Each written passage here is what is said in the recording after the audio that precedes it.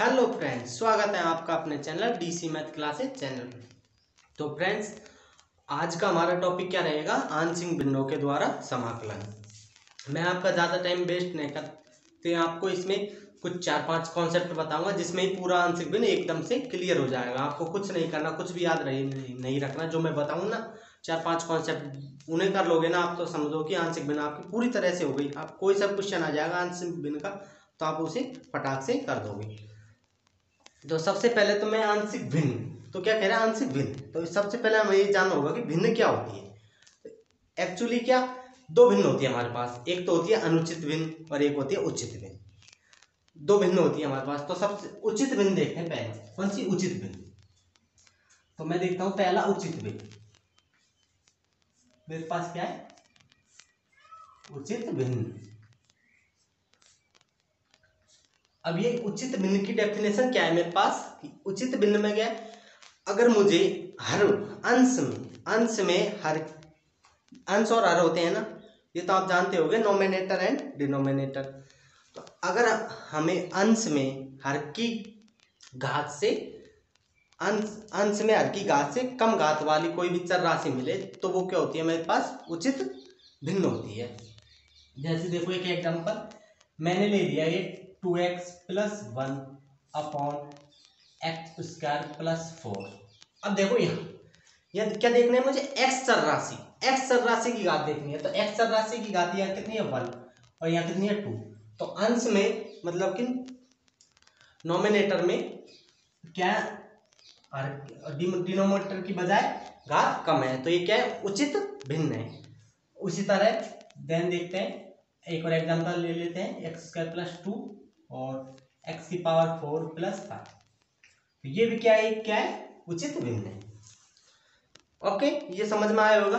और हमेशा याद रखना कि अगर हमें जब भी आंशिक भिन्नों के द्वारा समाकलन करना होगा ना, तो हमेशा हमें उचित भिन्न का ही आंशिक समाकलन होगा, न कि अनुचित भिन्न का होगा। अगर अनुचित भिन्न भी होगी तो हमें उसका भी क्या करना पड़ेगा? उसको भी उचित भिन्न में कन्वर्ट करना पड़ेगा, जो मैं आपको बताऊंगा इसी लेक्चर में। आप हमारे साथ एंड तक बने रहे। मैं 4-5 कॉन्सेप्ट बताऊंगा आपको क्लियर, बिल्कुल आपको आंशिक भिन्न एकदम से फटाक से क्लियर हो जाएगी। आपकी जो भी प्रश्नावली है 7.5 या नए सिलेबस में जो भी प्रश्नावली है वो आपकी क्लियर हो जाएगी एकदम से। आपको और कुछ पढ़ने की आवश्यकता नहीं है। देखो ये हो गया उचित भिन्न। एंड सेकंड देखते हैं दूसरा, अनुचित भिन्न।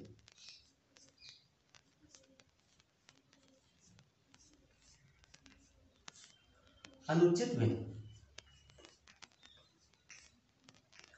अनुचित भिन्न की डेफिनेशन क्या है कि अगर मुझे अंश में हर की घात के बराबर या उससे अधिक मिल जाए, अंश में मतलब कि ऊपर नोमिनेटर में अंश की हर की घात से ज्यादा या बराबर मिल जाए, तो वो क्या होती है मेरे पास? अनुचित भिन्न होती है। तो एक एग्जांपल देखो, ये रहा x³ + 2x + 1। x की अधिकतम घात देखनी है, अधिकतम घात कौन सी है, और नीचे क्या है मेरे पास? x² + 2x + 1। तो ये एक एग्जांपल ये रहा, क्योंकि अब देखो यहाँ हर में अंश में देखो, एक घात x की अधिकतम घात कितनी है? अंश में 3 है और हर में कितनी है? 2। तो ये क्या है? अनुचित भिन्न है। तो इसको भी मैं किस में कन्वर्ट करूंगा? उचित भिन्न में। तब जाके मैं क्या करूंगा? आंशिक भिन्नों के द्वारा समाकलन करूंगा। एंड एक और एग्जांपल देख लो, x² + 4x + 1 और नीचे ले लिया मैंने x² + 2x + 1। तो इसमें देखो अंश और हर में x की अधिकतम ज्ञात क्या है? बराबर है। तो ये भी एक तरह से एक अनुचित भिन्न है। ये भी अगर x हर में और अंश में घात बराबर हो, x की अधिकतम घात बराबर है, तो वो भी क्या होगी? एक अनुचित भिन्न होगी मेरे पास। तो इस तरह से इसमें कुछ भी फंडा नहीं है, बिल्कुल आंशिक भिन्न में आपको दो चीज देखनी है सिंपली। एक तो कौन सी है? उचित भिन्न और एक अनुचित भिन्न, जो मैंने आपको फटाक से समझा दिया है। अब देखो हम पहला एक एग्जांपल ले लेते हैं डायरेक्टली, जिससे आपका टाइम वेस्ट ना हो और मैं आपको कम लेक्चर में ज्यादा चीज बताने की कोशिश करता हूं। तो देखो पहला एग्जांपल क्या होगा मेरे पास? पहला होगा 3x + 1 और x - 1 and x - 2 and x - 3। इसका बोल दिया जाए आपको कि x के सापेक्ष, x के रेस्पेक्ट में क्या कीजिए? इसका अब समाकलन कीजिए, इंटीग्रेशन कीजिए x के रेस्पेक्ट में। तो ये इस तरह से आपको क्वेश्चन मिल जाएगा। एक कॉन्सेप्ट ये रहा, पहला कॉन्सेप्ट ये रहा मेरे पास। इस तरह का जो भी क्वेश्चन देखा होगा ना, तो मैं इस एक क्वेश्चन से ही आपको पूरे क्वेश्चन हो जाएंगे इससे, एक और ओनली वन कॉन्सेप्ट से एक तरह के सारे क्वेश्चन हो जाएंगे। तो देखो, सबसे पहले आपको क्वेश्चन दिख गया है नीचे, कि नीचे हमें क्या मिलेगा, अलग अलग फैक्टरों में इस तरह से ये डिवाइड मिलेगा, ये अलग अलग फैक्टरों में मिलेगा। तो हमें करना क्या है, सबसे पहले अब इसका क्या करूंगा, सॉल्यूशन में क्या करूंगा कि 3x + 1 upon x - 1 and x - 2 and x - 3 ये है मेरे पास। तो इसको क्या करूंगा मैं, आपको सिंपली मैं कर रहा हूं, मैं ऐसे ही आपको हर क्वेश्चन में करना है। तो देखो मैं क्या करूंगा, a ये मैंने माना मेरी तरफ से a, और उसके नीचे मैंने ले लिया x - 1 एक, तो फिर प्लस का चिन्ह लगा के फिर b ले लिया v, और फिर b के नीचे कौन सा लूंगा, x - 2, तो ये x - 2 ले लिया। एंड फिर c के नीचे लास्ट कौन सा बचा मेरे पास, x - 3, तो c के नीचे मैं क्या लूंगा, x - 3 लूंगा, और इसको दे देता हूं समीकरण नंबर फर्स्ट, ये दे दिया। यहां तक आसानी से सॉल्व कर सकते हो, इसको हो जाएगा ये। तो अब मुझे करना क्या है, इसके बाद ये आपको देखना है कि ये अब क्या किया। तो सिंपल ही कुछ नहीं करना, ये वाला है ना नीचे वाला, तो इसको वज्र गुणा करना है इधर की साइड, और इसको यों की तो ही रहने दूंगा मैं। तो ये 3x - 1 तो यों की तो रहेगा। अब इसको कर रहा हूं मैं इधर वज्र गुणा, इस वाले स्टेप को इधर वज्र गुणा करूंगा, तो मैं थोड़ा आपको क्लियरिटी इधर बताता हूं, इसकी क्या क्लियरिटी आएगी बाद में। तो ये तो होगा a अपॉन में क्या है, x - 1, फिर x - 1 and x - 2 and x - 3, ये क्या इधर वज्र गुणा होगा ना इधर, तो ये इस तरह से आएगा। फिर प्लस b x - 2, और वही x - 1 यहाँ भी आएगा, x - 2 यहाँ भी आएगा, एंड x - 3 यहाँ भी आएगा, एंड c अपॉन x - 3, ये c वाला है ना, तो इस सबसे ही तो होगा, ये तो नहीं कि एक से करेंगे हम, क्योंकि वज्र गुणा हो रहा है तो सबसे होगा ये। तो यहाँ भी x - 1 x - 2 एंड x - 3 ये होगा। अब देखो यहाँ x - 1 से x - 1 कैंसिल इसमें, और इसमें x - 2 से x - 2, और इसमें x - 3 से x - 3 कैंसिल हो। तो मेरे पास क्या बचा, जो मैं यहाँ लिखता हूँ अब, तो ये क्या बचेगा मेरे पास, a x - 2 एंड x - 3 ये बचा, plus b x - 1 and x - 3, plus c x - 1 and x - 2 ये बचा ना, देख लो आप। तो इसको दे देता हूं मैं इक्वेशन नंबर 2 दे दी, ये हो गया। अगर आप डायरेक्टली करना चाहते हो, इसको नहीं कर लो, तो देखो आप, मैं एक तरीका बताता हूं आपको सिंपल सा। इसमें x - 1 है ना, तो इसमें x - 1 हट जाएगा, इसमें x - 2 है b में, तो इसमें x - 2 हट गया, इसमें x - 3 है तो x - 3 हट गया। तो वही तो किया हमने, कैंसिल ही तो किए हैं वो। तो मैं अब इधर सॉल्यूशन करता हूं, मैं इसको हटा देता हूं, आगे हम इधर क्वेश्चन कर लेंगे। ओके, ये हो गया मेरे पास इक्वेशन फर्स्ट और सेकंड तक आसानी से आ जाओगे आप। अब उसके बाद क्या करना है मुझे, देखो अब मुझे किसका मान चाहिए, a b एंड c का मान चाहिए। तो मुझे इस तरह से यहाँ रख के मैं इसको आसानी से आंशिक भिन्न में कन्वर्ट करके इसका क्या कर लूंगा, मैं समाकलन ज्ञात कर लूंगा, इसका फाइंड आउट द समाकलन। फिर इसको हम आसानी से हल कर सकते हैं। तो मैं क्या करूंगा, अब देखो a b व c के मान के लिए क्या कर रहा हूं मैं यहाँ देख। तो सबसे पहले तो मुझे क्या करना है, ये x - 1 है ना, x - 1 इक्वल टू 0, एक बार तो इसको 0 रखना है, एक बार इसको 0 रखना है, और एक बार इसको 0 के इक्वल रखना है सबको। तो आप चाहे से एक एक को रख लो, चाहे सबको एक साथ रखो। तो एक बार तो मैं क्या एक एक से करके बताता हूँ आपको, तो उससे क्या अच्छा रहेगा, आपको ज्यादा गलती होने के चांस कम रहेंगे। तो मैं x - 1 इक्वल टू 0 रखा, तो मेरे पास क्या आया, x इक्वल टू 1 आया, x इक्वल टू क्या आया मेरे पास, 1 आया। तो अब करना क्या है आपको कि x इक्वल टू 1 समीकरण, अब जो भी मान आएगा ना आपके पास x का मान यहाँ, तो उसको क्या रखना है, समीकरण नंबर 2 में रखना है। इस समीकरण नंबर 2 में x x इक्वल टू 1 समीकरण 2 में रखने पर, समीकरण 2 में रखता हूं मैं, इधर रखता हूं, क्या नीचे आपको दिखेगा नहीं, तो समीकरण 2 में रखूंगा तो एलएचएस में भी रखूंगा और आरएचएस में रखूंगा, दोनों साइड रखूंगा। तो एलएचएस में क्या है मेरे पास 3x माइनस 1, तो ये तो 3 रहा, तो कहाँ करूँ मैं, यहाँ कर, चलो ये इधर कर लेता हूँ, इधर इसको ऐसे डिवाइड कर देते हैं हमारे पास, तो ये तब क्या हो जाएगा मेरे पास यहाँ 3 एंड क्या रख रहा हूँ मैं, x इक्वल टू 1, तो 1 रखूंगा 3 1 माइनस 1 इक्वल टू में ये a। अब देखो x इक्वल टू 1, अब आपको करना क्या है, x इक्वल टू 1 रखना है, तो मैं a में रखूंगा, देखो x इक्वल टू 1 यहाँ रखूंगा 1 माइनस का क्या है 2 है, एंड x इक्वल टू 1 तो 1 माइनस 3। अब थोड़ा आपको समझने की जरूरत ये है कि वो तो आपकी मेमोरी पावर देखी जाती है कितनी है आपकी, तो देखो x इक्वल टू 1 रखूंगा ना यहाँ 1 माइनस 1, तो ये 0 हो जाएगा। अब जो भी चीज 0 से टकराती है वो क्या हो जाती है, हमेशा नष्ट हो जाती है या 0 ही हो जाती है वो, तो ये 0 हो गया पूरा, एंड x ये प्लस c है, c और 1 माइनस 1 यहाँ भी रखूंगा x का मान 1, तो ये भी 0 हो जाएगी, तो ये भी 0 हो जाएगा। तो इन्हें तो आप लिखने की जरूरत नहीं है, तो मैं इसको डायरेक्ट कर देता हूँ 0 प्लस 0। ओके, अब देखते हैं a का मान क्या आता है मेरे पास, यहाँ से 3 में से 1 गए तो कितना बचेगा 2 इक्वल टू a, 1 में से 2 गए माइनस 2 गए तो कितना बचेगा माइनस का 1, ये बच गए, और इधर माइनस का 1 और माइनस का 3, तो माइनस के सॉरी प्लस का 1 और माइनस का 3 है, तो कितने बचेंगे माइनस के 2 बचेंगे।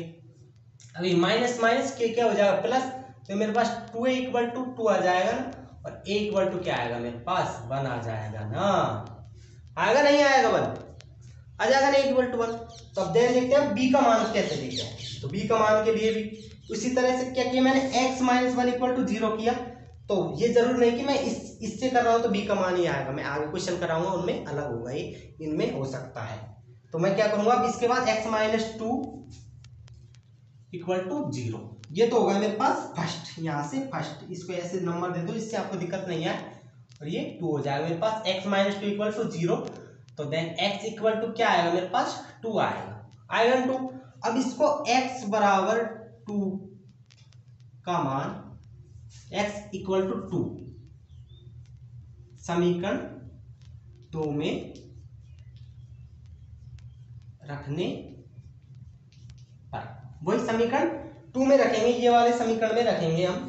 तो मैं थोड़ा इसको इस तरह से हटा देता हूँ, इनको ऊपर मैंने आपको बताई है, समझ में तो आ गए ना आपके, ये समझ में आ गए होंगे अच्छी तरह से, मैंने बताया कि आप किस तरह से 0 हुए।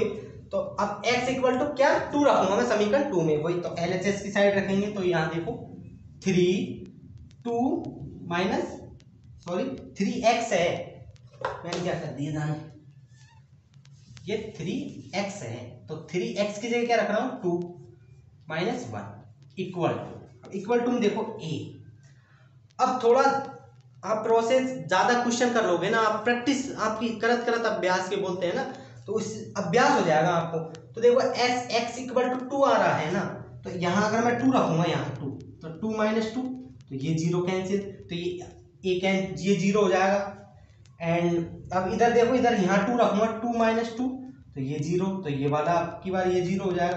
तो आपको देखना सिंपल है, अगर x माइनस 2 मतलब कि माइनस 2 आ रहा है, तो प्लस का 2 रखूंगा तो वो कैंसिल ही होगा ना x की जगह, तो आपको सिंपली उनको 0 कर देना है, तो ये 0 हो गया इधर a प्लस, एंड b में x 2 नहीं है, खाएंगे माइनस का 2, तो इसलिए x इक्वल टू 2 रख सकते हैं यहाँ, तो b and 2 minus 1 and 2 minus 3, तो 3 दूनी 6 माइनस 1 क्या आएगा 5 इक्वल टू b।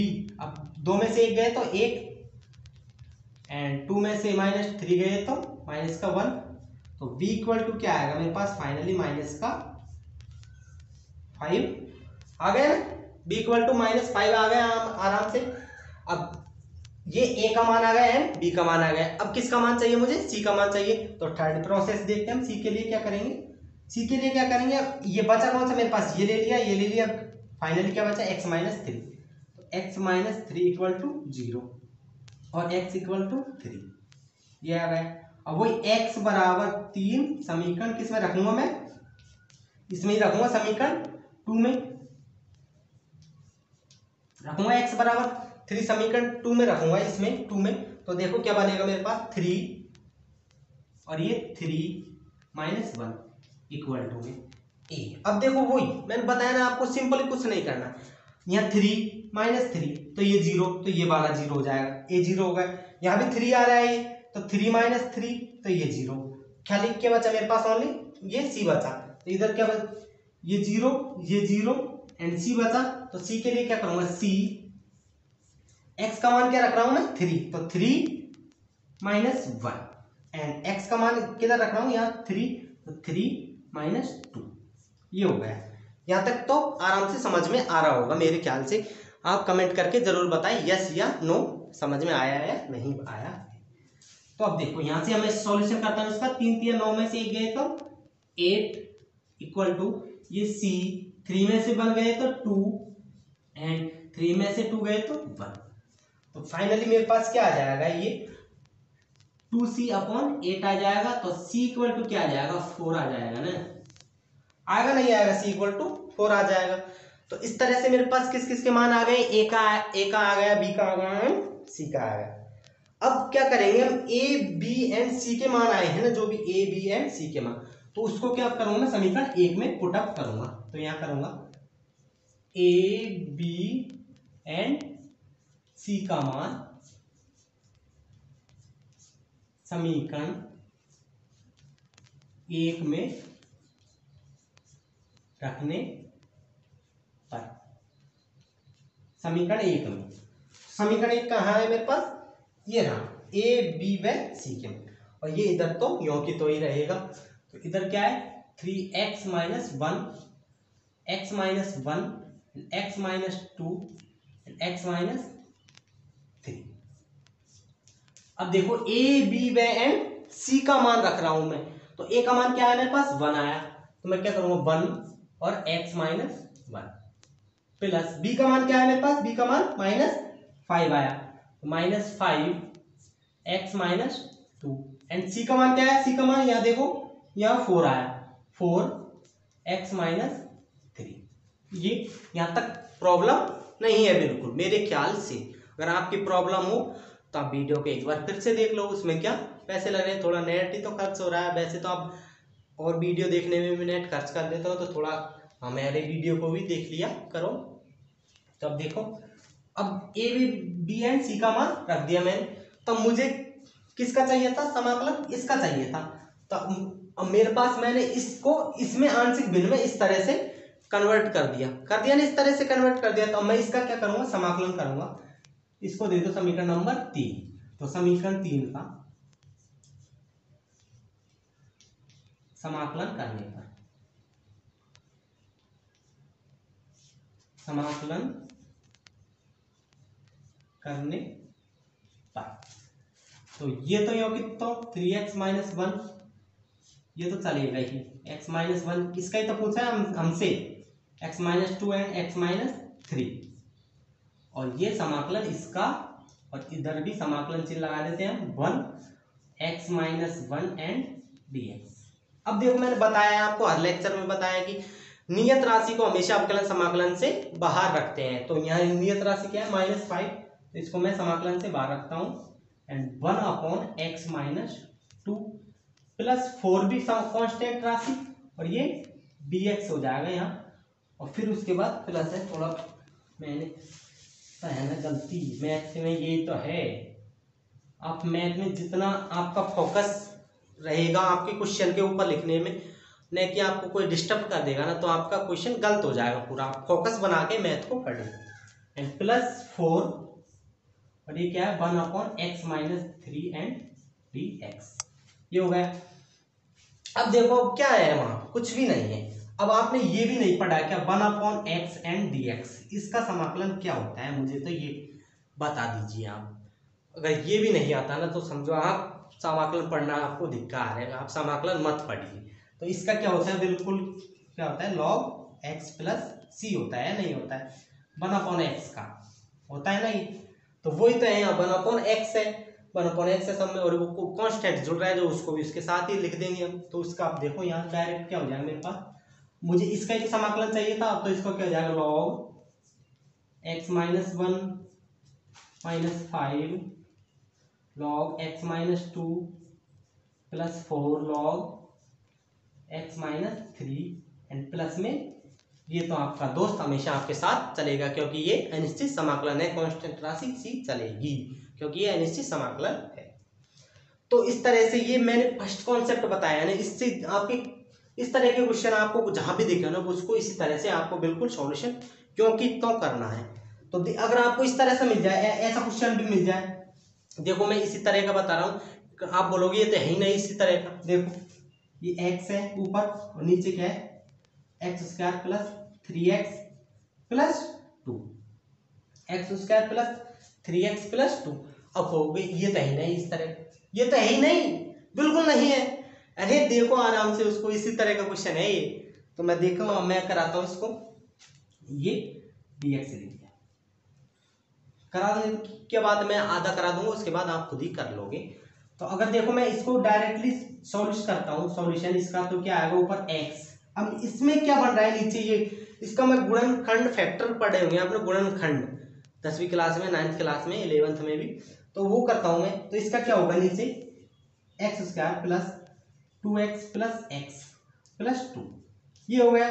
अब ये होने के बाद क्या किया मैंने, इसको x वही फिर x कॉमन ले लिया नीचे से, तो x + 2 हो गए नीचे, और +1 कॉमन यहाँ से ले लिया तो x + 2 हो गए, हो गया ना। इसको इस तरह से लिख सकता हूँ, फिर मैंने यहाँ से x कॉमन लिया, x + 2, इधर से 1 कॉमन लिया, x + 2 हो गए।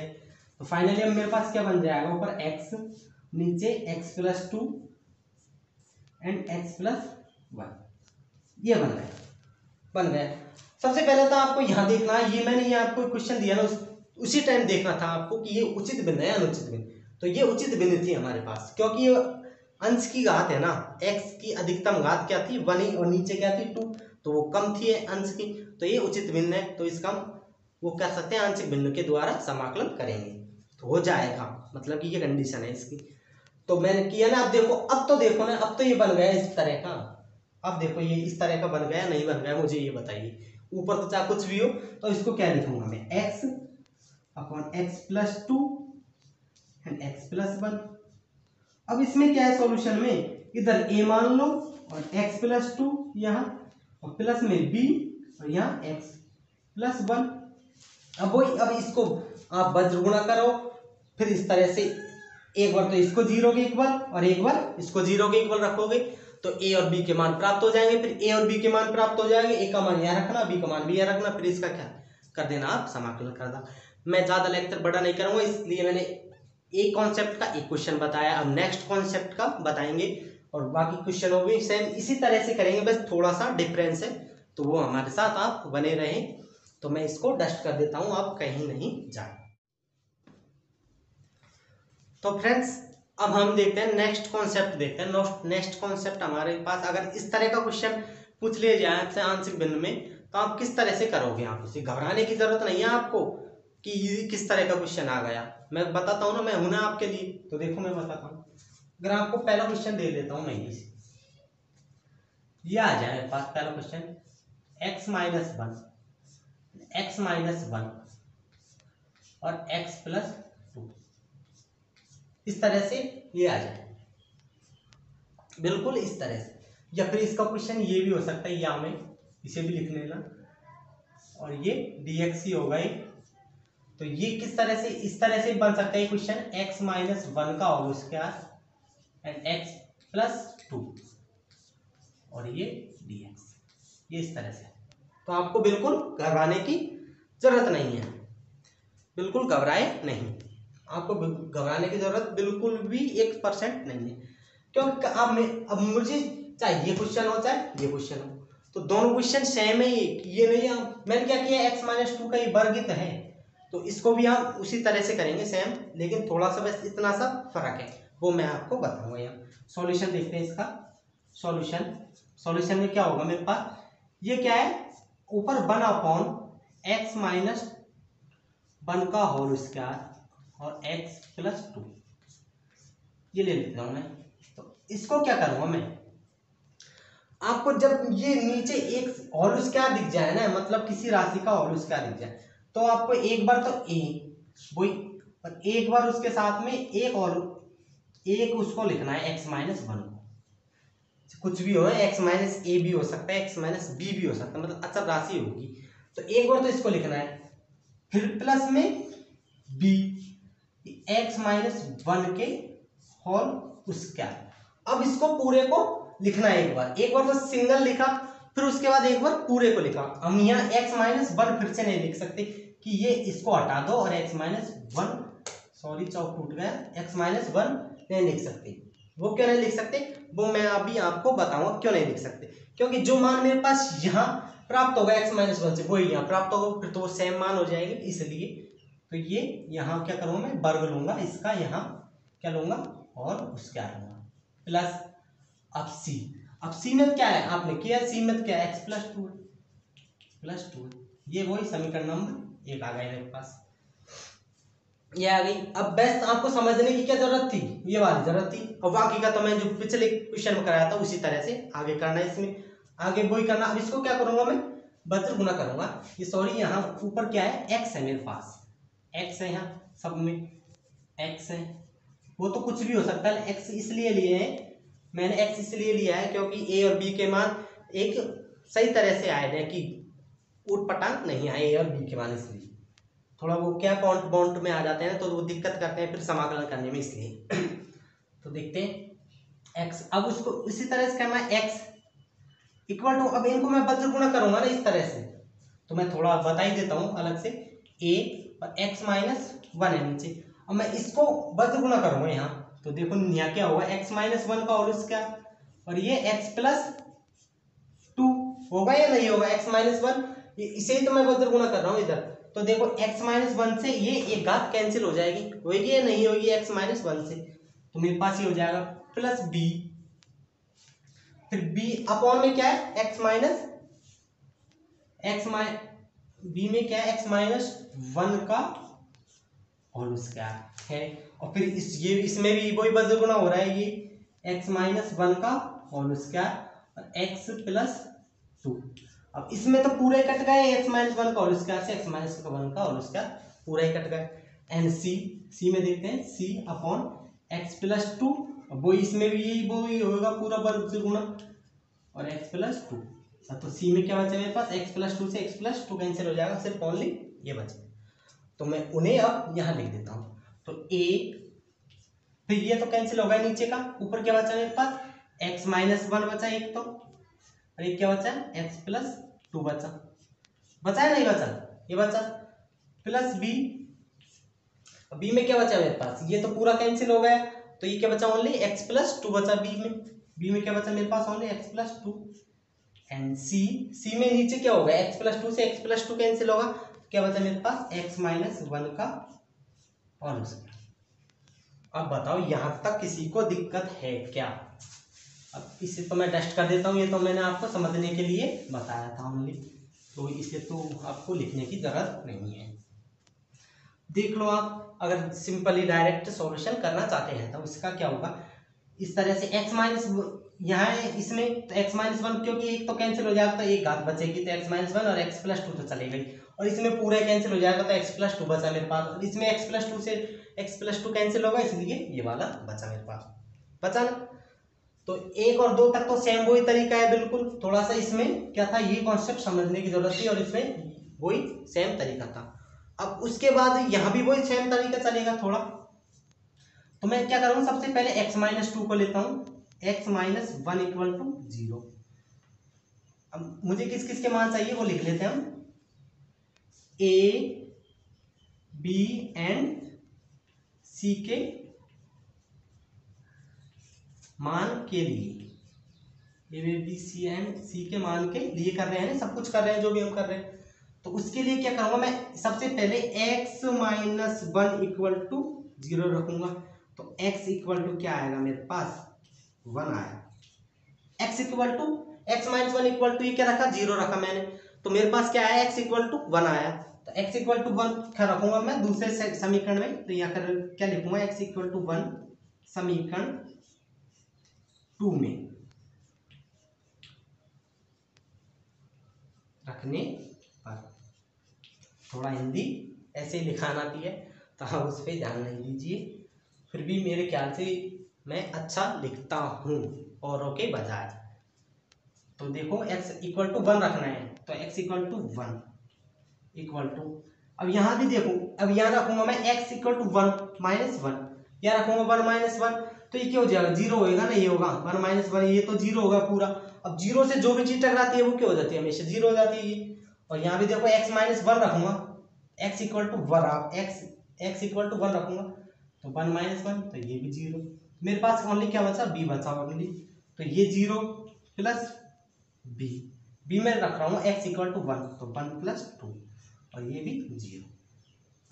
तो फाइनली मेरे पास b क्या आ जाएगा, b ये 3 होगा, 2 प्लस 1 कितना हो गए, 3 हो गए, हो गए 3, तो b इक्वल टू क्या आ जाएगा मेरे पास, 1/3 आ जाएगा b इक्वल टू। ये पहला क्वेश्चन मैंने पहला क्या लिया, x माइनस 1 इक्वल टू 0 लिया, तब क्या आया मेरे पास, b इक्वल टू 1/3 आया ना। अब थोड़ा देखते हैं, पहले सीधे सीधे से कर लेते हैं, जो पिछले क्वेश्चन में कराया है इस तरह से कर लेते हैं, उसके बाद लास्ट बचा डिफिकल्ट उसमें बताऊंगा आपको। तो इसे छोड़ दीजिए अभी आप, तो इसके बाद इसे ले लेते हैं x प्लस 2 को, दूसरे को x प्लस 2 इक्वल टू क्या लिया मैंने, लिया 0 लिया, ये ले लिया ना। तो उसके बाद क्या करना है आपको, x इक्वल टू क्या लूंगा मैं, -2, x इक्वल टू -2 आया ना। x प्लस 2 इक्वल टू क्या है, 0 आया मेरे पास, फिर x इक्वल टू क्या आएगा, -2।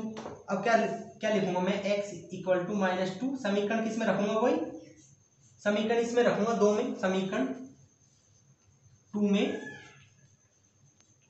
रखने पर, समीकरण 2 में रखने पर, समीकरण 2 में रखो, वही x इक्वल टू -2 रखना है, इस बार x इक्वल टू -2 रखना है। तो यहाँ x इक्वल टू -2 होगा, इधर -2, और इधर क्या होगा a। अब देखो वही मैंने बताया ना कि आपको, आप प्रैक्टिस करोगे ना तो आप खुद ही सॉल्यूशन करोगे, आपको ज़्यादा घुसने की जरूरत नहीं है क्वेश्चनों में, तो आप वही मन से ही सॉल्यूशन करते हैं। x इक्वल टू -2 रखना हूँ ना मैं, तो -2 ये रखूंगा, और +2 है ये यहाँ, तो ये कैंसिल हो जाएगा, तो ये क्या हो जाएगा, ये पूरा 0 बन जाएगा, तो ये जो भी 0 बन गया समझो वो सब कुछ 0 हो जाएगा। और इसमें देखो x इक्वल टू क्या रख रहा हूँ, -2, तो +2, तो ये 0 हो जाएगा इस टाइम, ये वाला। और फिर बचेगा क्या मेरे पास, ये वाला बचेगा ओनली, क्योंकि इसमें x इक्वल टू -2 रखूंगा तो ये 0 नहीं होगा, तो ये a वाला 0 है और ये भी 0। अब x इक्वल टू -2 यहाँ रखूंगा c में, तो c और -2, तो -2 और -1, तो -2 इक्वल टू -c-3 हो गया ये। तो फाइनली मेरे पास c का मान क्या आ जाएगा, c का मान देखो यहाँ c, अब ये 3 को ये माइनस से माइनस कैंसिल हो जाएगा, तो c इक्वल टू क्या आ जाएगा, 3/2 आ जाएगा ना। c इक्वल टू क्या आ जाएगा मेरे पास, 3/2 आ गया नहीं आया, बोलो। c equal to c equal to 3/2 क्यों आएगा, 2/3 आएगा, सॉरी मैंने गलत लिख दिया, 2/3 आएगा। गलती हो जाती है, सबसे होती है, मुझसे क्या अच्छे बड़े यूट्यूबरों से हो जाती है गलती, तो गलती होगी तभी तो हम उसे सुधारेंगे। अभी तो मैं नया यूट्यूबर हूँ, तो मुझे बोलने में करने में सब में दिक्कत आती है, तो वहाँ पे ऐसा घबराए नहीं। तो देखो c इक्वल टू क्या आ गया मेरे पास, 2/3 आ गया। अब मेरे पास a का मान आ गया, सॉरी b का मान आ गया है, c का मान आ गया, अब बचा किसका मान, a का बचा, a का मान बचा। तो उसके लिए अब करना क्या है, अब मैंने बहुत बताया ना कि आपको ये ध्यान रखने वाली, एक तो वो वाली बात थी ध्यान रखने वाली, अब ये वाली बात ध्यान रखनी। तो उसमें देखना है कि यहाँ देखना है इस वाले समीकरण में, इस दूसरे वाले, तो इसको मैं दोबारा से लिख रहा हूँ, इसको पूरे को इस तरह से लिखूंगा बिल्कुल क्लियरली। तो x इक्वल टू, अब देखो इसको अंदर में मल्टीप्लाई कर देता हूँ, a को भी, a के अंदर ये वाले पद है ना, ये वाले, ये x प्लस 1, एक तो इसको मिटा देता हूं, इनको, ये x प्लस 1 और x माइनस 1 और x प्लस 2, इनको मैं अंदर मल्टीप्लाई करूंगा, तो एक बार तो x से करूंगा तो ये क्या हो जाएगा, x² प्लस 2x, फिर -1 से करूंगा तो -x और -2, ये होगा ना। तो यहाँ क्या होगा, x² ये प्लस एक्स माइनस टू, तो ये आया मेरे पास फाइनली ये वाला। तो मैं यहाँ क्या लिखूंगा, एक्स के अंदर इसको ही लिखूंगा, एक्स स्क्वायर प्लस एक्स और माइनस टू, ये हो गया। एंड फिर बी के अंदर तो करने की जरूरत नहीं, बी तो सिंगल ही ओनली, तो बी और एक्स प्लस टू, और ये है सी में एक्स माइनस वन, तो इसे तो सभी जानते होंगे, ए माइनस बी का होल स्क्वायर क्या होता है, A square minus two A B, तो टू एक्स प्लस वन, ये हो गया। ये समीकरण कौन सा मेरे पास, ये दो है, समीकरण नंबर टू है ना, समीकरण नंबर टू। इस तरह से आप अलग अलग लिख लेंगे। हमारे पास सिंपली जो भी मान आते हैं बिल्कुल एकदम क्लियर दिख रहे हैं, वो मानों को फेरे करना आप, तो उससे आपको दिक्कत नहीं आएगी। ए हमारे पास किस किस का मान आ गया, बी का आ गया है, सी का आ गया है, इन दोनों से। अब मेरे पास बचा किसका, ए का मान। ए का मान बचाना है तो आपको ए बार में ही देखना है कि सबसे एक्स की चर राशि घात कितनी है, टू है, एक्स की घात कितनी है, टू है। तो अब करना क्या है मुझे कि दोनों पक्षों में एक्स स्क्वायर के गुणांकों की तुलना करने का। ए में देखना है, वो भी आपको कहाँ देखना है, ए में, और वो भी क्या देखना है कि चर राशि है ना उसकी अधिकतम घात कितनी है। तो यहाँ कितनी है, एक्स स्क्वायर, तो क्या करूंगा मैं, एक्स स्क्वायर, सॉरी यहाँ लिखूंगा मैं, दोनों पक्षों में एक्स स्क्वायर के गुणांकों की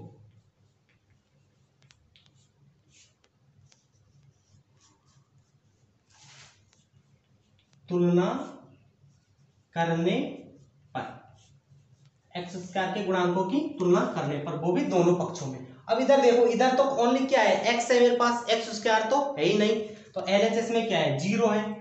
और इधर देखो आरएचएस में, अब ये ए से मल्टीप्लाई होगा नहीं होगा, तो एक तो ए हो जाएगा एक्स स्क्वायर का गुणा, प्लस अब बी में है ही नहीं तो इसमें जीरो। और एक इसमें देखो सी में, ये सी भी तो इससे मल्टीप्लाई होगा, तो एक्स स्क्वायर का गुणांक क्या होगा, एक सी होगा, तो मेरे पास सी ये होगा। अब ये हो जाएगा। अब देखो यहाँ थोड़ा, अब ये सी का मान क्या है, 2/3 है, तो मैं सी का मान ये रख सकता हूँ आराम से। तो ये क्या हो जाएगा, प्लस 2/3। तो ए का मान क्या आएगा मेरे पास, माइनस का 2/3 आ जाएगा ना। अब मैं इसे इधर ले आता हूँ, तो ये माइनस का 2/3 आ गया। अब मेरे पास ए का मान भी आ गया, बी का मान भी आ गया एंड सी का मान आ गया। तो ए बी एंड सी का मान क्या रखूंगा, समीकरण एक में रखूंगा। तो मैं क्या करूंगा, ए बी एंड सी के मान, प्राप्त मान या सी के मान समीकरण एक में रखने पर, समीकरण एक में रखो, ए बाय बी एंड सी के मान समीकरण एक में रखूंगा। तो देखो क्या बनेगा मेरे पास, एक्स नीचे क्या है, एक्स माइनस वन का होल स्क्वायर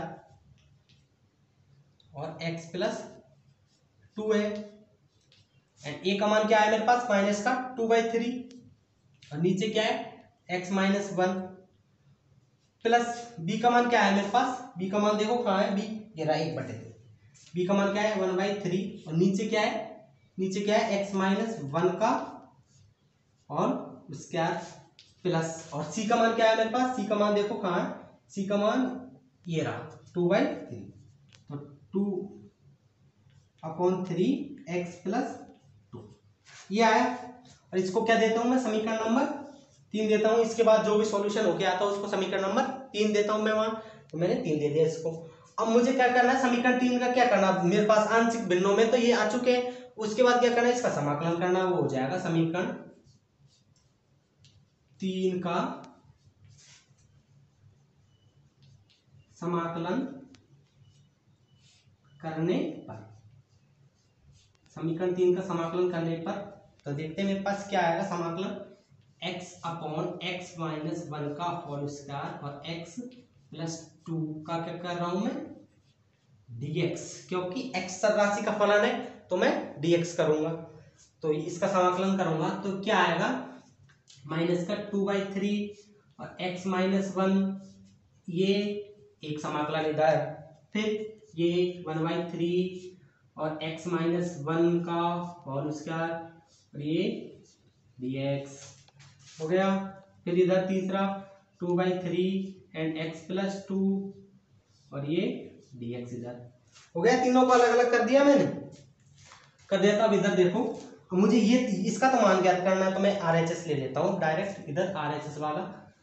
तो अब देखो, मैंने बताया कि नियत राशि को अवकलन समाकलन से हमेशा बाहर रखते हैं। तो माइनस का 2/3 नियत राशि, इसको तो रखा बाहर, एंड 1/, क्या है, x-1 एंड dx ये है, प्लस इसमें क्या है 1/3 है, एंड 1/x-2, x-1 है, 2 नहीं है, x-1 का होल स्क्वायर एंड dx, फिर प्लस 2/3 वही नियत राशि, 2/3 को बाहर रखा, एंड 1/x+2, ये दिख नहीं रहा होगा मुझे पता है, तो मैं इसे नीचे लिखता हूँ, प्लस 2/3 और अंदर क्या है x+2 एंड dx, ये होगा। यहाँ तक समझ में आया होगा, ये मैंने कुछ नहीं किया, ये नोकी तो लिखा है, नियत राशि को बाहर लिखा है। अब देखो आपको ये तो दिख रहा होगा, ये तो log x हो जाएगा इनका, तो 1/x की तरह। अब प्रॉब्लम क्या आएगी इसमें है कि x-1 ये किस तरह से होगा, इसका सॉल्यूशन ये किस तरह से होगा, तो ये देखो मैं बताऊंगा। अगर आपको इस तरह से आ जाए समाकलन में, तो आप क्या करोगे, 1/x² का समाकलन ये क्या होता है। अब इसमें क्या करते हैं हम कि अब ये घात को क्या ले जाएंगे, हम ऊपर ले जाएंगे, -2 एंड dx हो जाएगा। अब समाकलन का जनरली फॉर्मूला क्या होता है कि घात में एक तो ऐड करते हैं प्लस, और उसी जो हमने ऐड किया उसको घात के साथ ही उसको हम डिवाइड में करते हैं। तो इसका क्या होगा फिर, x-2 + 1 एंड -2 + 1। तो इस तरह से मेरे पास क्या आ जाएगा, x की पावर ऊपर -1 और नीचे -1, तो ये फाइनली क्या आएगा मेरे पास, -1/x आएगा। ये 1/x² का समाकलन क्या आता है, माइनस का 1/x, ये आपको डायरेक्ट याद रखना पड़ेगा। अगर नहीं होता तो इस तरह से मैंने आपको करके बता दिया है, क्योंकि आप आगे पढ़ोगे ना 12th में, ज़्यादा प्रैक्टिस हो जाएगी तो अपने आप याद हो जाएंगे, और उससे ही आगे आप बीटेक वगैरह कुछ भी करोगे, BSc वगैरह, तो उसमें ये आपको डायरेक्ट याद रखने पड़ेंगे। ओके, तो मैं इसको हटा देता हूँ। तो अब यहाँ से देखो, इसका तो क्या हो जाएगा, -2/3 और log x-1 हो जाएगा, प्लस ये 1/3। अब इसका क्या होता है, मैंने 1/x² का dx का क्या आया था मेरे पास, माइनस का 1/x आया था, तो ये तो माइनस का चिन्ह, और 1/x की जगह क्या है, पूरा x-1 लूंगा मैं, तो ये आया मेरे पास, प्लस 2/3 और ये log x+2, और प्लस में c चलेगा ही चलेगा, क्योंकि ये इसका तो आप डायरेक्ट हो जाएगा, और अभी भी बताया मैंने लास्ट क्वेश्चन में। तो अब देखो यहाँ से अगर कुछ सॉल्यूशन हो रहा है तो कर लीजिए, नहीं तो यही आप छोड़ दीजिए यहाँ तक, आपका आंसर लिख के log x-1 एंड ये माइनस हो जाएगा, माइनस का 1/3 एंड 1/x-1 और plus 2/3 log x+2 plus c। अब देखो यहाँ थोड़ा हमें आगे, अगर यहाँ तक भी कर दोगे ना आपको तो फुल नंबर देगा, वो बिल्कुल 1% नंबर नहीं काटेगा, ये मैं मेरी जिम्मेदारी ले लेता हूँ। अगर कट भी जाए तो मुझे बता दें, लेकिन फिर भी आप अगर थोड़ा आप में मेमोरी पावर है तो आगे कर सकते हैं सॉल्व इसको। इस यहाँ देखो, यहाँ 2/3 है और यहाँ भी 2/3 है, तो इन दोनों से 2/3 कॉमन ले लेता हूँ, तो मैं 2/3 कॉमन ले लेता हूँ, और ये माइनस चिन्ह है इसमें, ये ध्यान रखना आपने, इधर क्या है, ये माइनस चिन्ह चल रहा है, तो मैं प्लस वाले को पहले लिखता हूं, तो ये 2/3 तो है, ये log वो क्या है x+2 एंड फिर ये माइनस वाला आएगा log x-1, ओके, और माइनस का 1/3 1/x-1 एंड प्लस में c। अब देखो, तो ये log m माइनस log है, ये एक फॉर्मूला होता है 12th क्लास में, 11th में भी, log m minus log m किसके इक्वल टू होता है, log m/n होता है, नहीं होता है, ये आपने पढ़ा है या नहीं पढ़ा, अगर नहीं पढ़ा है तो इसे लिख लीजिएगा, अगर नहीं पढ़ा है तो लिख लीजिए, अगर पढ़ा है तो रहने दीजिए, बिल्कुल सी बात। तो मैं इस तरह से लिखूंगा इसे, अब तो ये 2/3 तो है ये मेरे पास, एंड लॉग ऊपर क्या आएगा प्लस वाला तो x प्लस 2, नीचे माइनस वाला आएगा तो x माइनस 1, और माइनस का 1/3 1/x माइनस 1 प्लस में c, ये आपका क्या हो जाएगा फाइनली आंसर हो जाएगा। तो ये आपका सेकंड कॉन्सेप्ट बिल्कुल आसानी से क्लियर हो चुका है, कुछ भी नहीं है। हमने जो फर्स्ट में किया है उसका थोड़ा सा और इससे आगे पढ़ लिया है, लेकिन है तो वही फर्स्ट जैसा ही है। तो इस तरह से ये सेकंड कॉन्सेप्ट हो गया। अब आज बताता हूं मैं तीसरा कॉन्सेप्ट। आप जाए नहीं, हमारे साथ बने रहे, बिल्कुल आप चले जाओगे तो आपके क्या समझ में आएगा, बीच में लेक्चर छोड़ के चले जाओगे बंद करके फोन को, तो उससे क्या मतलब। आप यहाँ पर बने रहे हमारे साथ, मैं इसको डस्ट करता हूँ अभी, रुको वेट। तो फ्रेंड्स अब मैं आपको थर्ड विधि बताने जा रहा हूँ। तो थर्ड विधि में क्या है ये देखते हैं। आपका लेक्चर ज़्यादा बड़ा हो जाएगा इसलिए मैं फटाक से करा देता हूँ। थर्ड विधि में अगर आपको इस तरह से समाकलन मिल जाए x/x² प्लस 1 और x माइनस 1 एंड dx, इसका पूछ लिया जाए कि इसका इंटीग्रेशन फाइंड कीजिए, समाकलन ज्ञात कीजिए। तो उसमें लास्ट हमारा कॉन्सेप्ट था, उसमें से क्या था, ये x माइनस 1 का होल स्क्वायर था। अब क्या सिंपली क्या है मेरे पास x स्क्वायर है, पूरा का ऊपर होल स्क्वायर नहीं है, सिंपली क्या है मेरे पास x स्क्वायर है। तो इस तरह के क्वेश्चनों को हम किस तरह से करेंगे वो देखते हैं।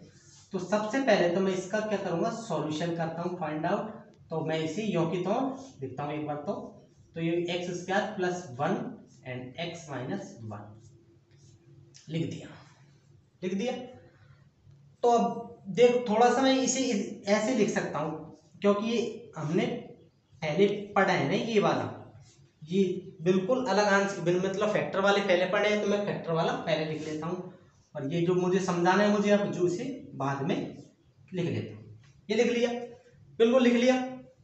तो अब देखो इसके बाद क्या करना, वही मानना था मुझे, वो ये a, और मेरे पास ये क्या था आंशिक भिन्न में बिल्कुल फैक्टर वाला, तो उसे तो यों की तो मानना है प्लस। एंड अब देखो इसमें ये आ रहा है ना x स्क्वायर आ गया। अब इसको किस तरह से करें हम, इसके तो फैक्टर भी नहीं हो रहे, न उस तरह से हो रहा है, ये उस होल स्क्वायर होता तो हम 2 बार लिख सकते थे। तो इस तरह के क्वेश्चन में आपको घबराने की जरूरत नहीं है बिल्कुल। तो उसको क्या लिखूंगा मैं, एक bx प्लस c अपॉन, और फिर इसको यों की तो। अगर यहाँ होता, जैसे मानो मैं अलग से बताता हूँ, यहाँ x और नीचे होता है x माइनस 1 और x माइनस 2, और फिर होता है ये x² प्लस 1, ये है ना, तो ये होता। तो अब इसको किस तरह से करते हैं, तो इसको भी हम इस तरह से करते, ऊपर तो लिखते हैं a x minus 1 and b, और ये x माइनस 2 प्लस, अब क्या करते हैं, मैंने b तक तो आ गया, यहाँ a तक था इसलिए bx प्लस c लिखा। अब b तक तो मैं पहुंच चुका ऑलरेडी, तो अब मैं क्या लिखूंगा, cx प्लस d लिखूंगा यहाँ ऊपर, तो cx प्लस d लिखूंगा, और फिर उसके बाद इसे लिखूंगा x² प्लस 1 को। तो ये समझ में आया होगा ये कि किस तरह से आ जाए हमारे पास, चाहे 3 का आ जाए, चाहे 2 का आ जाए, चाहे पूरा एक साथ इकट्ठा होके आ जाए, हम आसानी से कर सकते हैं इसको। तो इसको हटा देता हूं मैं, आ गए यहाँ तक। अब यहाँ तक वही, अब हमें तो क्या करना है, बज्र गुणा करना है, सिंपल सी। ये तो फर्स्ट समीकरण आ गया। अब वही बज्र गुणा करूंगा तो ये x तो ही होगी तो रहेगा। तो इधर देखो a से करूंगा तो a से a अपॉन x प्लस 1 है, नीचे सॉरी माइनस है, x माइनस 1 है, तो इधर x माइनस 1, और ये क्या है x² प्लस 1 है, plus b upon x² plus 1 और x minus 1 and x² plus 1। तो ये x माइनस 1 से x माइनस 1 कैंसिल, और x² 1 से x² 1 कैंसिल। तो इस तरह से ये कैंसिल हो जाएंगे, तो मेरे पास क्या बचेगा, उसे मैं यहाँ लिखूंगा a में क्या बचेगा, फिर मेरे पास x² प्लस 1 प्लस b, फिर क्या बचेगा मेरे पास, ये वाला कैंसिल हो जाएगा, सॉरी ये पूरा लिखेंगे हम ऊपर वाला, bx प्लस c, इसको एक कोष्टक में लिख देता हूं मैं, जिससे कि क्या हमें गुणा करने पड़ेगा बाद में, bx प्लस c, और फिर क्या बचेगा मेरे पास x माइनस 1। ये कौन सा समीकरण आ गया मेरे पास, इक्वेशन नंबर 2 आ गई, आ गई ना इक्वेशन नंबर 2, इक्वेशन नंबर 2 आ गई। अब देखो सिंपल ही औरों में क्या करते थे हम, जैसे फैक्टर वाले आ जाते थे नीचे, तो उसका तो कॉन्सेप्ट बता दिया मैंने, तो उस तरह से सबसे पहले उसको करेंगे। तो मुझे किस किस के मान चाहिए, यहाँ पे ए के चाहिए, बी के चाहिए और सी के चाहिए। मैं क्या लिखूंगा, ए बी एंड सी के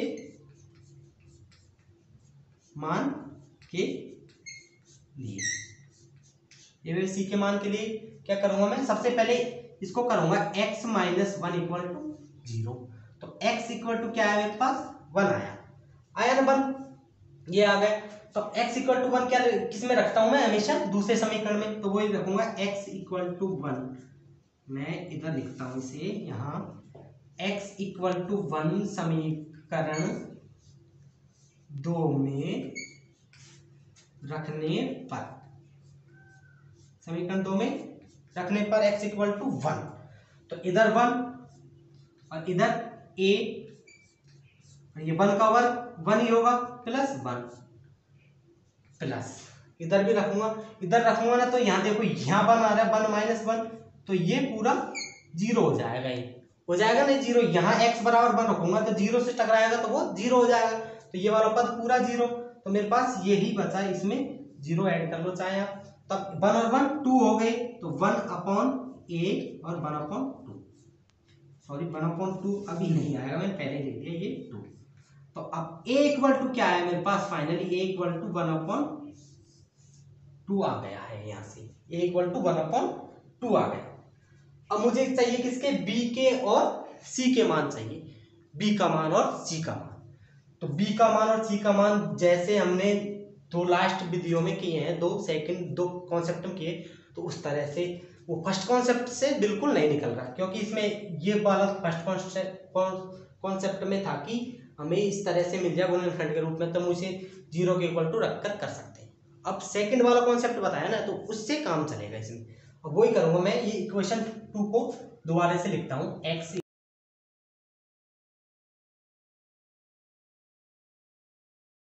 x इक्वल टू ये एक्स स्क्वायर प्लस 1 प्लस, अब देखो इसको मैं अंदर मल्टीप्लाई कर रहा हूं पूरे को, तो मैं किस तरह से आएगा मेरे पास, bx को इससे कट करूंगा तो bx स्क्वायर आएगा, प्लस माइनस bx क्योंकि माइनस 1 है, फिर c को करूंगा तो plus cx and minus c, तो ये आएगा पूरा। तो मैं इसे लिखूंगा पूरे को, bx स्क्वायर माइनस bx और प्लस cx माइनस c। तो ये कौन सा मेरे पास, इक्वेशन नंबर 2, ये वही क्या किया मैंने, इसको अंदर मल्टीप्लाई कर दिया ओनली, बस है तो मेरे पास इक्वेशन 2 ही। तो देखते हैं उसके बाद क्या होगा।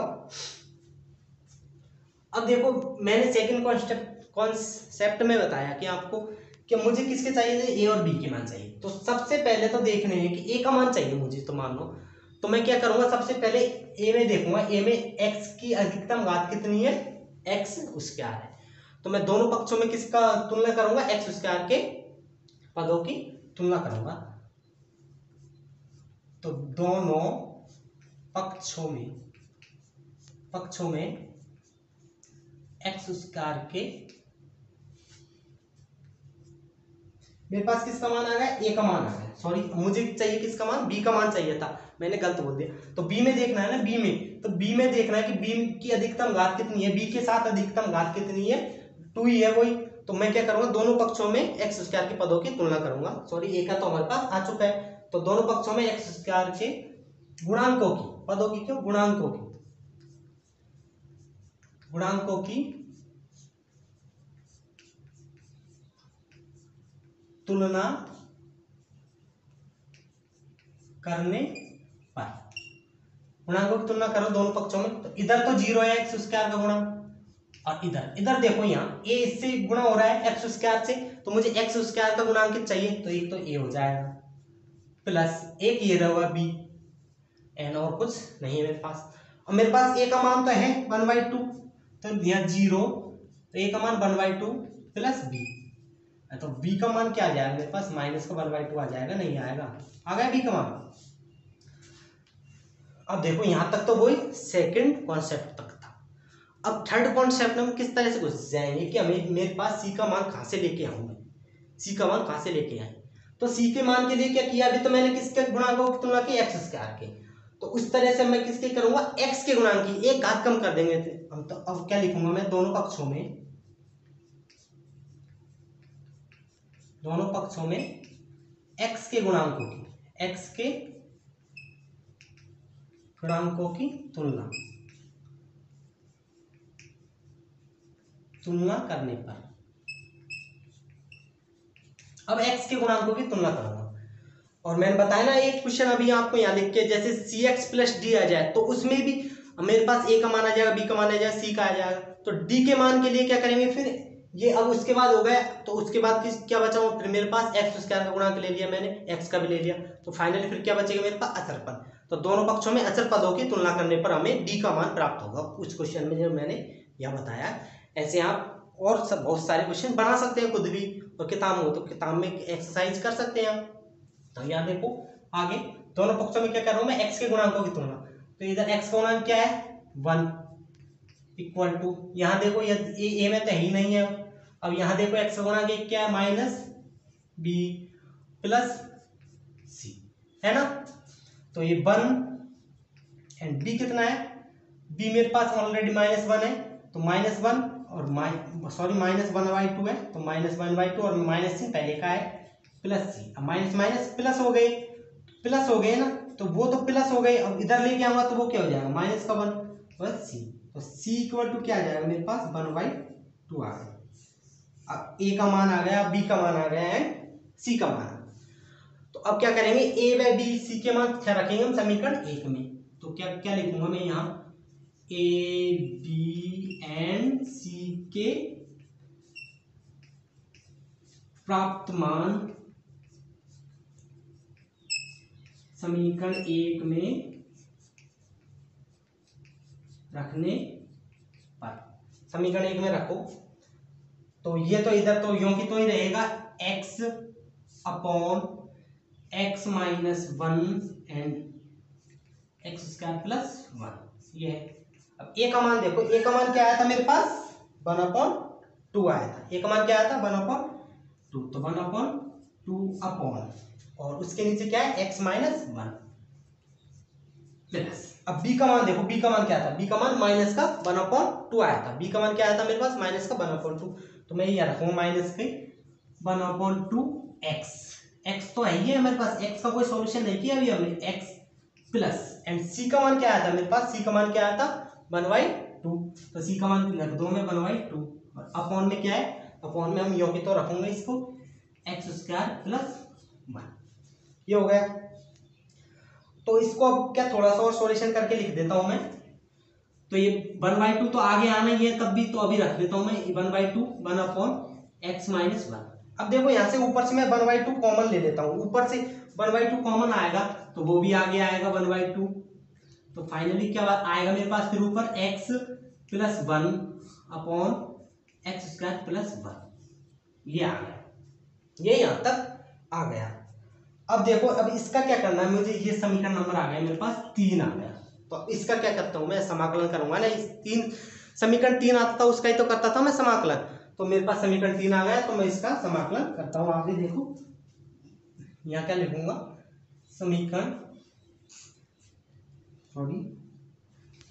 क्या लिखूंगा, समीकरण 3 का समाकलन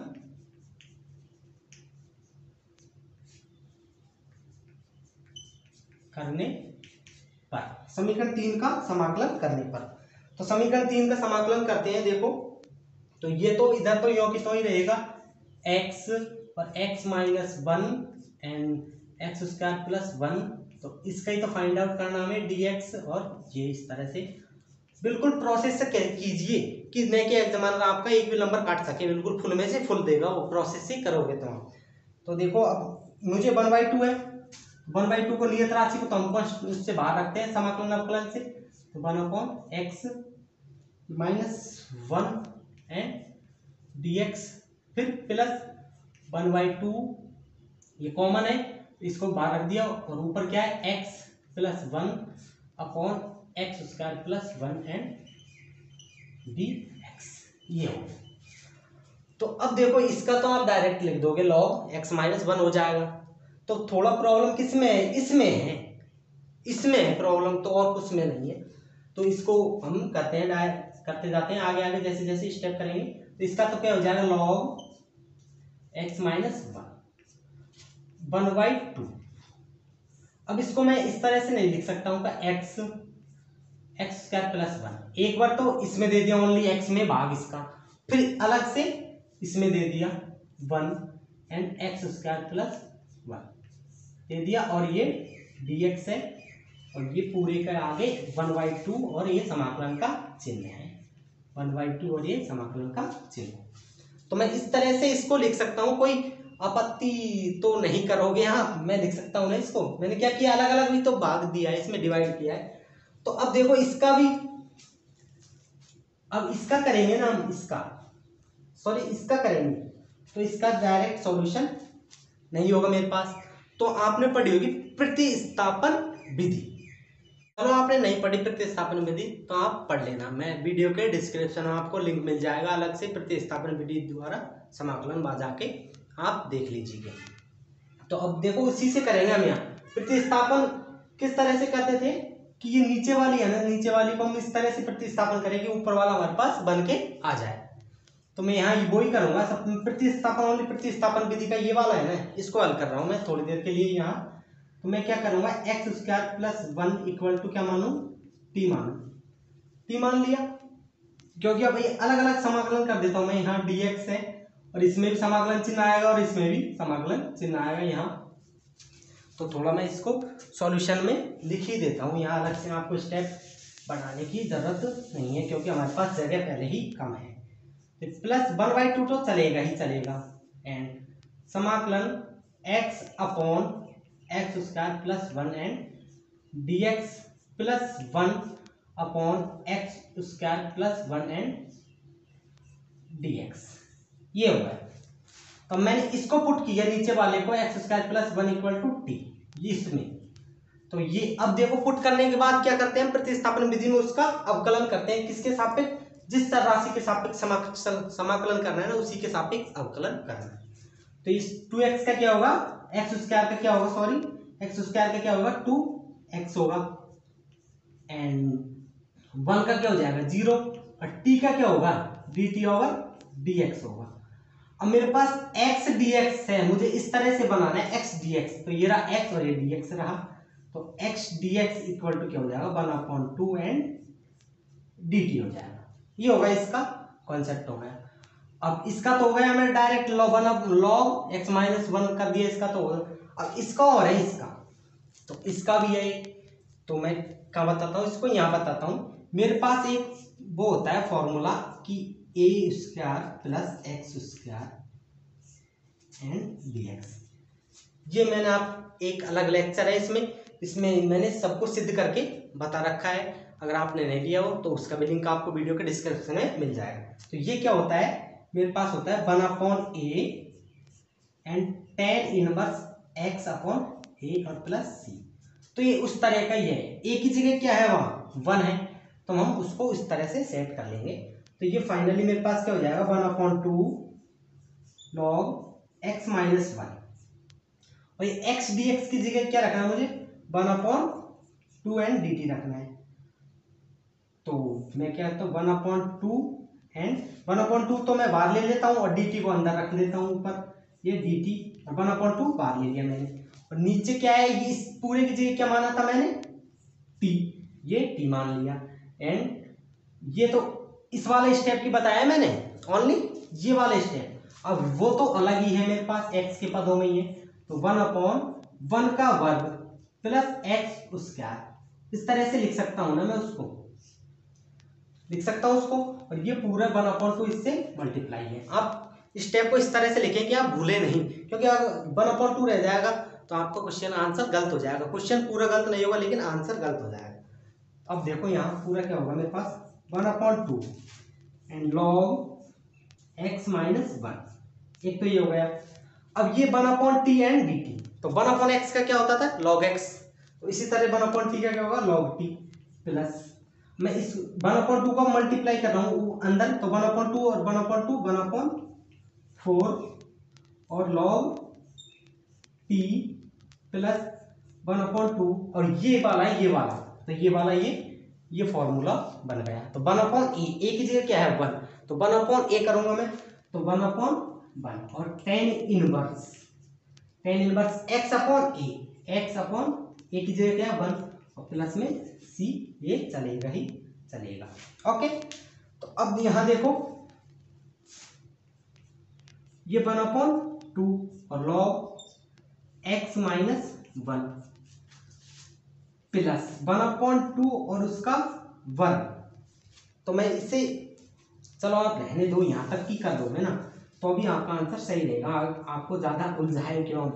log एंड अब t का मान रखना, मुझे x के पदों में चाहिए ना आंसर, तो मैं क्या करूंगा t का मान रख लेता हूं। तो t का मान क्या माना था मैंने, x² प्लस 1 माना था, तो मैं यहाँ क्या रखूंगा x² प्लस 1 और plus 1/2 tan inverse x upon A, एक जगह क्या है 1 है, तो 1 ही होगा प्लस c आपका, ये यहां तक बिल्कुल आपका करेक्ट आंसर हो जाएगा। आपको इससे आगे करने की जरूरत नहीं है। अगर आप ज्यादा अगर मेमोरी पावर है आपकी तो आप आगे कर सकते हैं इसे सॉल्व करना, यहाँ तक आप छोड़ दीजिए। तो मैंने आपको 3 कॉन्सेप्ट बताए बिल्कुल आसानी तरीके से, एक मैं आपको 2 कॉन्सेप्ट और बताऊंगा उसके बाद आपके आंशिक भिन्न के कोई से भी क्वेश्चन आ जाए होंगे ना, आप ऐसे करोगे चुटकियों में कर दोगे, आप पूरे क्वेश्चनों को चुटकियों में कर दोगे। तो थैंक यू, आप बने रहे मेरे साथ। तो हम 4th कॉन्सेप्ट पे आ जाते हैं। 4th कॉन्सेप्ट क्या है मेरे पास कॉन्सेप्ट, कि अगर आपको अनुचित भिन्न दे दी जाए तो आप किस तरह से उसको सॉल्व करेंगे। मुझे पता है कि लेक्चर आपका बड़ा होता ही जा रहा है, लेकिन क्या करें, आपको अगर कुछ समझना है तो टाइम तो वेस्ट करना ही पड़ेगा। तो मैं आपका 1 घंटे से ज़्यादा ले लूँगा। 1 घंटे में आपका आंशिक भिन्न का जो भी टॉपिक है ना वो सारा क्लियर कर दूंगा आपका, जो भी टॉपिक, एक भी क्वेश्चन नहीं बचेगा जो आप आंशिक भिन्न से छोड़ सकते हो। तो अब करते हैं उचित अनुचित भिन्न। किसके ऊपर कर रहे हैं अब हम, अनुचित भिन्न से संबंधित कर रहे हैं क्वेश्चनों को।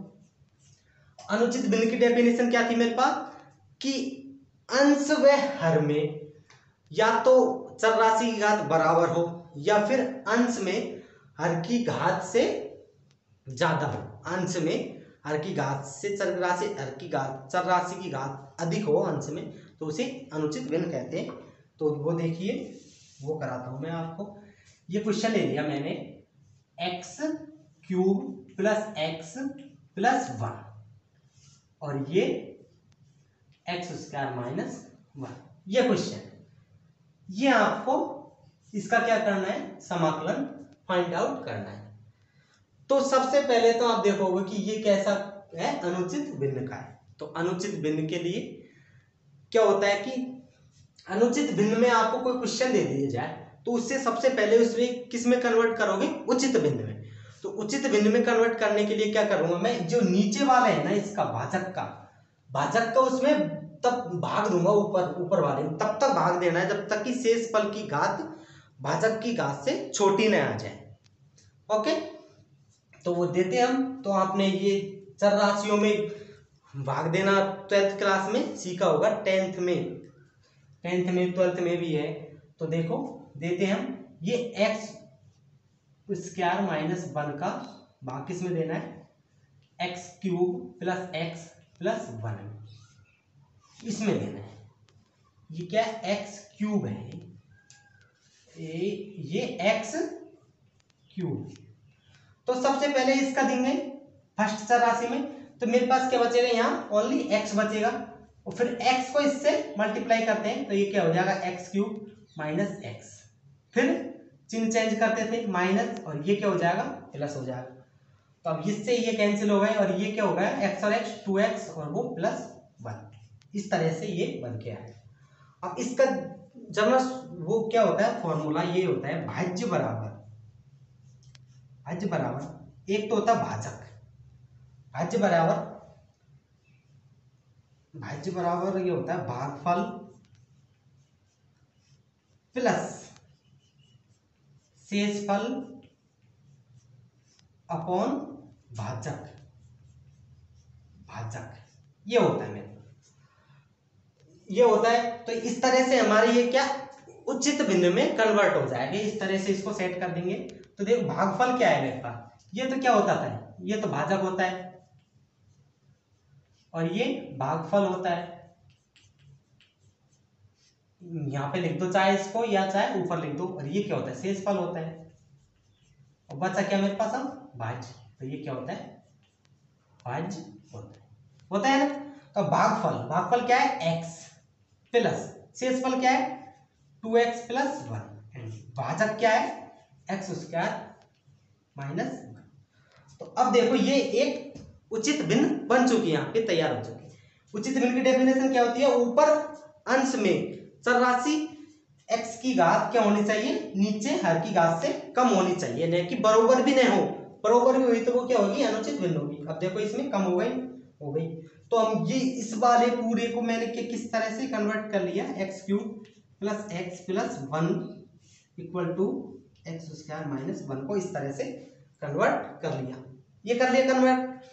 तो अब इसका करना मुझे करना है ना, जो भी कुछ इस वाले स्टेप इसका करना है, तो इसमें मुझे समाकलन करना है। तो x का समाकलन तो मैं डायरेक्टली कर लूंगा, वो तो मुझे आता है। तो अब मेरे पास बचा क्या, ये वाला बचा, ओनली ये वाला, इसका नहीं होगा। तो इसका हम किससे करेंगे, आंशिक भिन्न से करेंगे। तो मैं इसे ही ले लेता हूं। तो देखो 2x plus 1 upon X square minus 1।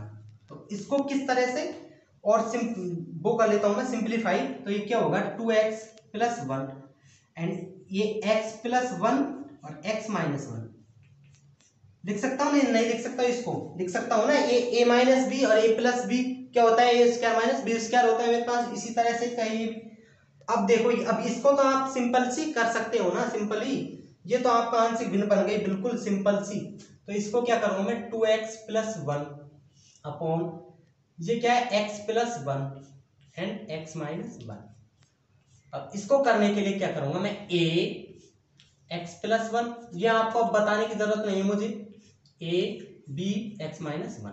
अब मैं बस गुणा कर रहा हूँ डायरेक्ट, 2x प्लस 1 थोड़ा फास्ट करता हूं मैं, और a या क्या बच जाएगा मेरे पास, x माइनस 1 बच जाएगा, क्योंकि x प्लस 1 है तो कैंसिल हो जाएगा वो, प्लस b या x माइनस 1 है तो यहाँ x प्लस 1 बचेगा। अब x प्लस 1 इक्वल टू 0, तो यहाँ से क्या आएगा मेरे पास, x इक्वल टू माइनस 1, जो मैं क्या रखूंगा यहाँ 2 में, समीकरण नंबर 1 इसको 2 दे दिया। अब इसमें रखूंगा x इक्वल टू माइनस 1, इसमें रखता हूं तो 2 minus 1 plus 1 equal to a x equal to minus 1 minus 1, और ये 0 हो जाएगा। अब ये कितना होगा, -2 और -1 बचेगा यहाँ, और यहाँ -2a होगा a, तो ये minus minus cancel, a equal to क्या आ जाएगा मेरे पास 1/2 आ गया a का मान। एंड अब मुझे किसका चाहिए, b का मान, b का मान चाहिए तो क्या करूंगा, x माइनस 1 इक्वल टू 0 और x इक्वल टू 1। अब x इक्वल टू 1 क्या रखूंगा मैं, समीकरण 2 में, समीकरण 2 में रखूंगा। तो देखो 2 1 plus 1 equal to a, 1 minus 1 तो ये 0, तो ये पूरा 0, तो मेरे पास b आएगा यहाँ, a की जगह क्या रख दूंगा मैं, b, a का मान 1 प्लस 1, ये 2 और 1 3 इक्वल टू 2b। तो b इक्वल टू क्या हो जाएगा 3/2। a और b के मान आ गए, a और b का मान क्या रखता हूं मैं, समीकरण 1 में रखता हूं। तो a और b का मान देखो वहां रखूंगा, तो ये क्या हो जाएगा 2x plus 1 upon x plus 1 और x माइनस 1। a का मान क्या आया था मेरे पास, a का मान क्या है, simply a/1/2 upon x plus 1, and b का मान क्या आया था 3/2 और x माइनस 1, यही है ना। तो अब इनसे हो जाएगा। अब मैं क्या करता हूँ, ये x को भी साथ में ले लेता हूँ। मेरे पास जो फाइनली है ये, और इसको तो मैं वो लिख दूंगा, और x चाहिए, तो मेरे पास फाइनली क्या आएगा, जो समाकलन आएगा x³ plus x plus 1 upon X square minus 1 का जो समाकलन आएगा वो क्या आएगा, वो इसे मैं किस तरह से डिवाइड कर रहा हूँ अभी, तो x प्लस, अब ये 1/2 है तो इसको तो आगे रखूंगा इसे, और इसे x प्लस 1 इसे इस तरह से लिखूंगा, प्लस 3/2 एंड इसे क्या लिखूंगा x माइनस 1। क्या किया मैंने, ये पूरा है ना ये वाला, इसकी जगह वो आंशिक भिन्न में कन्वर्ट किया, वही तो रखा है मैंने। तो अब है ना, अब इसका ये समीकरण नंबर a दे दो इसको a, अब इसका हमें क्या करना है, समाकलन करना है। समीकरण ए का समाकलन करने, समीकरण ए का समाकलन करने पर, समीकरण ए का समाकलन करते हैं तो देखो ये क्या हो जाएगा, X cube plus x plus 1 upon X square minus 1 equal to ये X D X plus 1/2 and 1 upon X plus 1 and D X plus 3/2 और ये क्या होगा 1 अपॉन एक्स प्लस 1, एक एक्स माइनस 1 है, ये वाला इधर वाला x माइनस 1, ये x माइनस 1 एंड dx। अब देखो अब डायरेक्ट समाकलन के सूत्र बन रहे हैं तो मैं x का क्या होता है, x square upon 2 plus 1 upon 2 और ये क्या हो जाएगा log x प्लस 1 और ये क्या हो जाएगा प्लस 3/2 log x माइनस 1 और प्लस में c, ये आपका फाइनली आंसर हो जाएगा। इस तरह से ये आपका चौथा कॉन्सेप्ट क्लियर हो चुका है। अब मेरे पास बचा कौन सा, लास्ट एंड फाइनल फोर्थ, वो भी आपको सिंपल से करा देता हूँ। उसके बाद 2 क्वेश्चन करा देता हूँ मोस्ट से, आप हो जाइए नहीं, यहीं पे बने रहिए हमारे साथ क्योंकि 1 घंटे का लेक्चर होने वाला है हमारा, मुझे पता है। तो आप इस तरह से आपका टाइम वेस्ट नहीं हो रहा है, ये आपकी एक तरह से आंसर की पूरी प्रश्नावली क्लियर हो रही है, आगे तक की 12th के बाद भी क्लियर हो रही है इस तरह से। ओके, आप कभी नहीं भूलोगे। डिप्लोमा करोगे, डिप्लोमा में भी इससे ज़्यादा कुछ नहीं है उसमें। ओके, तो मैं आपको लास्ट एंड फाइनल कॉन्सेप्ट बताने जा रहा हूँ और इसके बाद हम नेक्स्ट लेक्चर में ही करेंगे। आपको मैं मोस्ट क्वेश्चन सब करा दूंगा आंशिक भिन्न का, तो उनसे बाहर कभी भी आंशिक भिन्न के नहीं जाएंगे। और सबसे ज़्यादा क्वेश्चन आते हैं जो आंशिक भिन्न से ही आते हैं, सबसे ज़्यादा नंबर के भी आंशिक भिन्न से ही क्वेश्चन आते हैं आपको, जी आपको याद रखने बता रहा हूँ मैं, आपको ये याद रखना है आपको। तो 5वां क्वेश्चन देखते हैं। वो 5वां कॉन्सेप्ट मेरे पास क्या है, अगर आपको इस तरह से दिख जाए, ये क्या है x और x की पावर n-1, इस तरह से दिख जाए कोई क्वेश्चन में, तो आपको क्या करना है, उसका सॉल्यूशन किस तरह से होगा। तो इसमें क्या करना है, आपको कुछ नहीं करना है। इसमें ये आपको देखना है, नीचे x की पावर n की जगह कोई भी अचर पद हो सकता है, x की पावर कुछ भी हो सकती है। तो जैसे तो इसमें क्या करना है आपको, अंश व हर में मैं लिख देता हूं यहां, अंश व हर में x की पावर n-1 का गुणा करने पर, गुणा करके हल कर रही, गुणा करके हल करते हैं। इस तरह का क्वेश्चन दिख जाए तो उसको x की पावर n-1 से गुणा करके हल कर देते हैं। तो देखो एग्जांपल देख लो इसका, ये लो एग्जांपल बड़ा शानदार, x और x की पावर 5 और -1 एंड dx है ना, इस तरह का क्वेश्चन है। इसमें क्या क्या n की जगह क्या रखा है 5। तो अब क्या कह रहे हैं, अंश व हर में x की पावर n-1 का गुणा करके हल करते हैं। तो n-1, तो n की जगह क्या है 5, तो 5 - 1 4 हो गए। तो मैं क्या करूंगा यहाँ, अंश व हर में x की पावर, अंश व हर में x की पावर 4 का गुणा करने पर, तो देखो अंश व हर में, अंश में कर दिया x की पावर 4 एंड हर में भी कर दिया x की पावर 4 और ये इंटू में x और x की पावर 5 - 1 और ये dx, ये कर दिया। तो इसके बाद में क्या बन जाएगा, ये मेरे पास x की पावर 4 एंड देखो x की पावर 4 और ये x है, तो इसकी पावर क्या है 1, तो ये क्या हो जाएगी x की पावर 5 हो जाएगी ना, और ये x की पावर 5 अंदर आई है -1 एंड dx। अब वही प्रतिस्थापन विधि, समाकलन तो इस तरह से, अगर आप पिछला भूल गए ना तो समझो अगला तो बिल्कुल ही समझ में नहीं आएगा आपके, अगर पिछला याद रहेगा तो आपके सब कुछ समझ में आएगा। तो वही देखो अब प्रतिस्थापन विधि आ गई यहाँ फिर से, तो पुट करूंगा मैं, पुट x की पावर 5 इक्वल टू t कर लिया पुट मैंने। तो अब इस पुट करने के बाद अवकलन करता हूं, तो 5x की पावर 4 एंड टी का करूंगा तो D T over D x हो जाएगा। अब ऊपर देखो, ऊपर क्या बनना है मेरे पास, एक्स की पावर 4 डी एक्स बनना है, तो वही बनाऊंगा मैं, यहाँ एक्स की power 4 and D x equal to 1/5 and ये डी टी इधर हो जाएगा। तो यहाँ देखो, यहाँ इसका सॉल्यूशन आ गई, एक्स की पावर 4 डी एक्स की जगह क्या रखूँ 1/5 एंड डी टी रख दूंगा, और नीचे एक्स की पावर हाल फिलहाल तो क्या रखता हूँ मैं एक ऊपर, और नीचे एक्स की पावर 5 की जगह क्या रखा मैंने टी, तो टी अपॉन, और ये टी माइनस 1, तो टी माइनस 1, तो ये तो बहुत बड़ा होगा, इसलिए मैं इसको इधर लिखता हूँ, वहां नहीं लिख के। ओके, तो ये क्या होगा, यहाँ देखो ये फाइनली क्या हो जाएगा, ये ऊपर तो क्या होगा 1, नीचे क्या होगा x की पावर 5 की जगह t and t minus 1, and ये x की पावर 4 एंड dx के क्या रखूंगा मैं 1/5 एंड dt हो जाएगा ना। तो ये 1/5 को बाहर रखते हैं समाकलन में या अवकलन में, कांस्टेंट राशि को ये पता है, और ये t and t minus 1 and dt, तो ये वही अब आंशिक भिन्न में कन्वर्ट होके आ चुका है मेरे पास। तो मैं क्या करूंगा, ओनली इसको लूंगा 1/t एंड t माइनस 1 को आंशिक भिन्न से करूंगा, तो क्या होगा मेरे पास a अपॉन एक बार तो t plus b upon t minus 1। अब इसको बजुगुणा करेंगे तो इसमें t है तो t हट जाएगा, a और t माइनस 1 बचेगा इसमें, और इसमें क्या है, इसमें t माइनस 1 है तो यहाँ t बचेगा।